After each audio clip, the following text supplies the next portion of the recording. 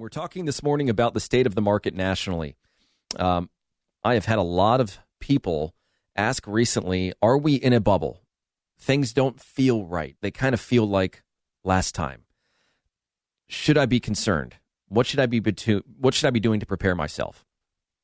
So that's what we're going to talk about today. We're going to talk about what's happening in the market nationally, regionally. I'm going to tie that in with what's happening here locally. As somebody that has sold real estate here for 16 years and has been in the top 1% of agents for 12 consistent years. Just to give you guys an understanding of what I'm seeing on my end. Should you be concerned?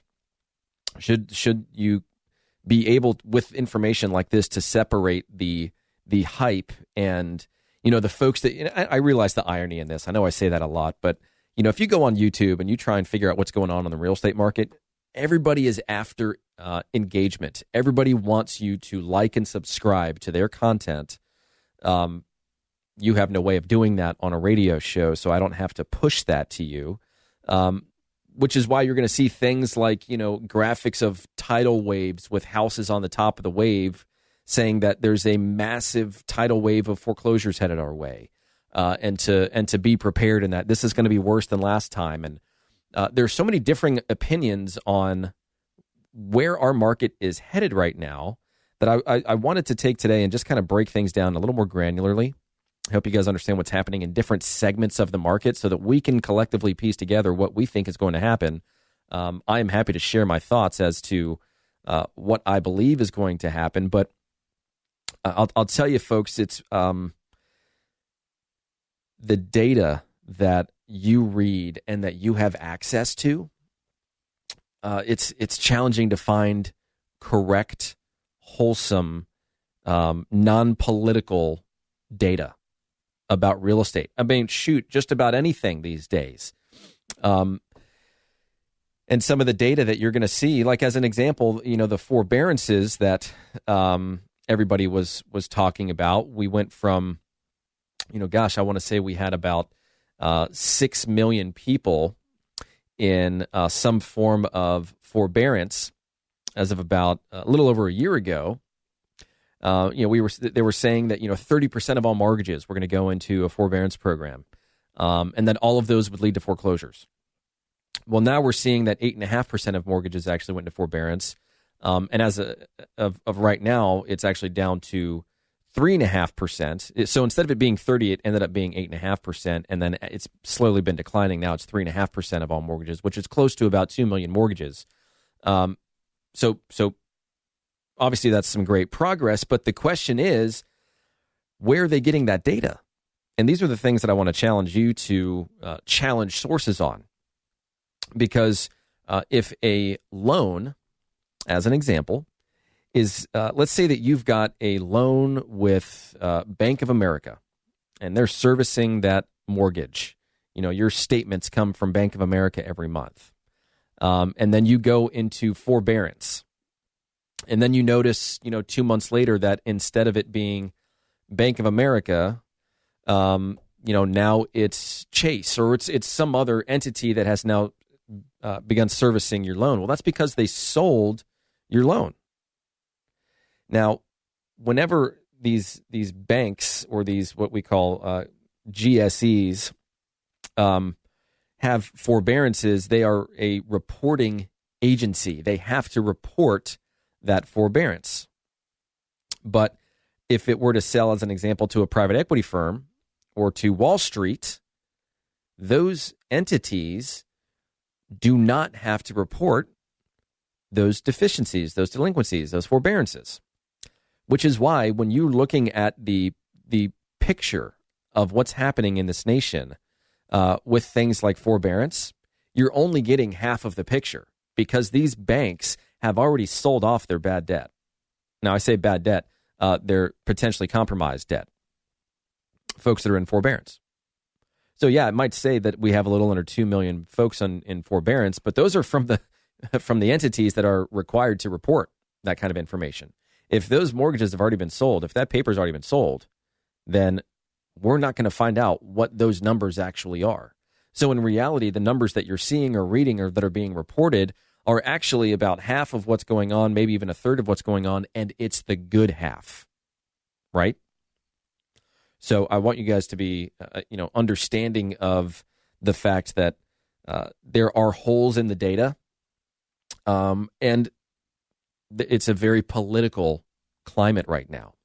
Just as an example, not even so much with the data, but think about all the folks that are moving here. Like as an example from California, not every single person that lives in California is a raging liberal. A lot of folks are just tired of living in that environment, so they're moving to the East Coast. So you've got this great reshuffling of people kind of across the country, which we've talked about. But I want to get back on track, and I want to talk more about affordability because, we kind of know what's going on with loans based on our previous segment, but a lot of folks they don't necessarily care about the climate, so to speak, of the type of loans that are being given out. They should be, but I think what they're more concerned about is affordability and how that's going to play out. There's a quote from Mark Fleming over at First American, and here's what he says. He says, looking back at the bubble years, house prices exceeded house buying power in 2006 nationally. But today, house buying power is nearly twice as high as the median sales price nationally. Many find it hard to believe, but housing is actually undervalued in most markets, and the gap between house buying power and sales prices indicates there's room for further house price growth in the months to come. So I always bring up affordability. And with affordability, there's two topics. There's affordable housing and there's affordability of that housing. Affordable housing is, generally, entry-level homes or lower ends of the market across the country. Whereas, of course, affordability is, how much home can we afford in relation to the dollar and in relation to our wage. And so if you look at affordability, it has been trending downward at a somewhat accelerated rate over the past several months, really over the past several years. Understanding, of course, that affordability is made up of three major components: interest rates, sales prices, and wages. Well, what are they saying is happening or going to happen with interest rates? They're going to go up. What's going to happen, at least in the near future, with prices? They're going to go up. Are wages increasing at the same rate by which properties, it costs you to own a home? Because it's not fair to say, hey, are wages going up at the same rate of appreciation as home values in my area? Because that's only half of it. The other half of it is the interest rate that somebody's going to pay in order to afford that home. So that's why we look at affordability. It's a much more clear picture of, the affordability of real estate. And I think when you look at things like that, and then try to ask the question, hey, are we in a housing bubble? You're going to have some folks that say, absolutely not. It's just a supply and demand issue. The main driver of the housing shortfall has been the fact that builders have just not been able to keep pace. I mean, there's a graph that I'll put up on my website that looks at the 50-year average for number of homes built every year. And if you look at it, what you'll find is that, and this goes all the way back to the 70s, is that for the past 13 years, we have not, as a nation, kept pace with the 50-year average. There were literally more homes built in this country in the 70s and 80s than there have been in the last 10 years. And that is part of the reason why we have the issues we have. It's because there just aren't enough homes in relation to the number of buyers that want to transact. Then, of course, we have things like a pandemic. Then we've got rising prices for materials and labor and delays. And all the while, the cost of the land to build on goes up. So, as we kind of look forward to the rest of the year, we're going to bring you to, we're going to bring this information to you. We're going to forecast. We're going to help you understand what's happening behind the scenes, kind of at a macro view, and then we're going to get more granular as it relates to how is this applying to us here in Charleston?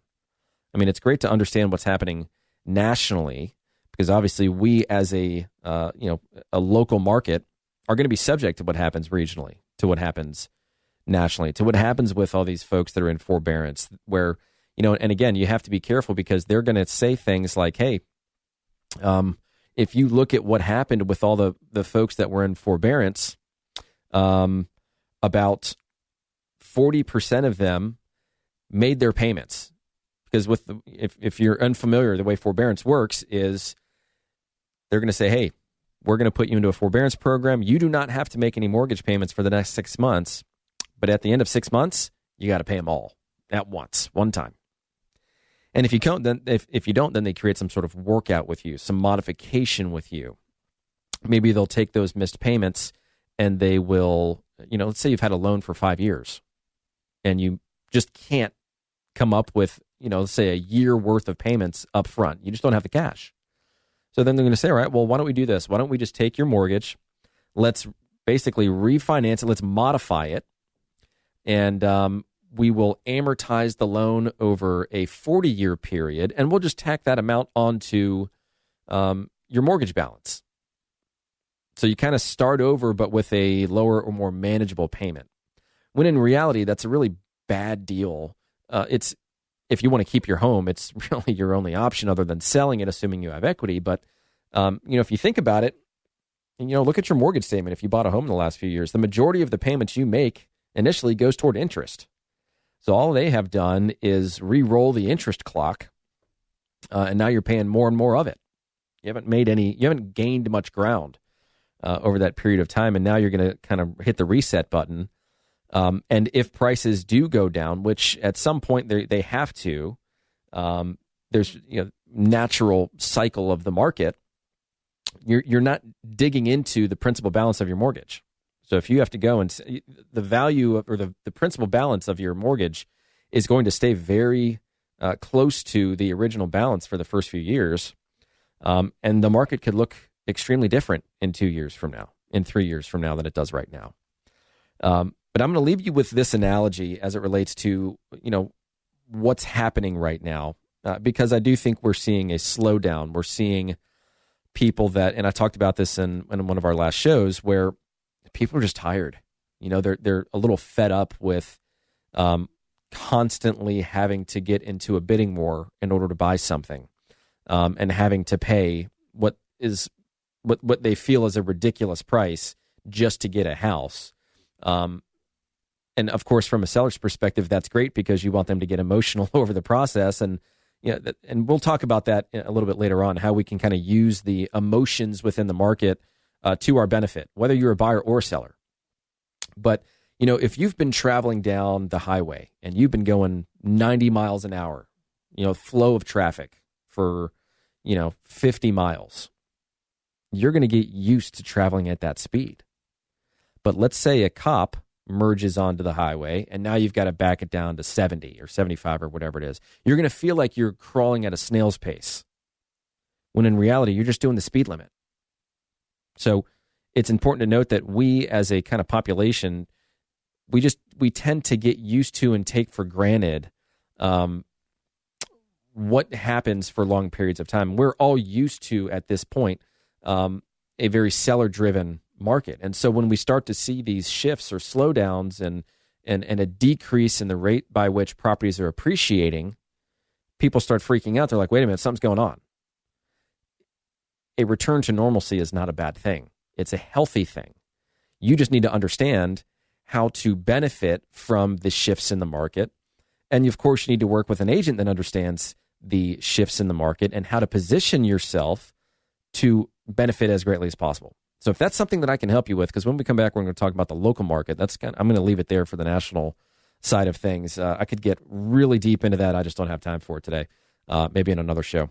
But if you want to reach out to me and you want to talk about the market, you want to talk about your positioning within it, whether it's buying, selling, investing, you just like some general knowledge, we'd love the opportunity to help and just chat. So feel free to reach out to me, call or text. My cell phone number is 843-400-8009.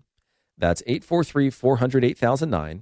Or check us out online at listingsincharleston.com. That's listingsincharleston.com. And of course, you can always just send an email, brian@brianbeattyteam.com. Stick around, folks, for more of the Brian Beatty Real Estate Show on the Big Talker, 1250 WTMA and WTMA.com. Hear the Brian Beatty Real Estate Show every Saturday morning at 9 and each Sunday morning at 10 on 1250 WTMA and WTMA.com.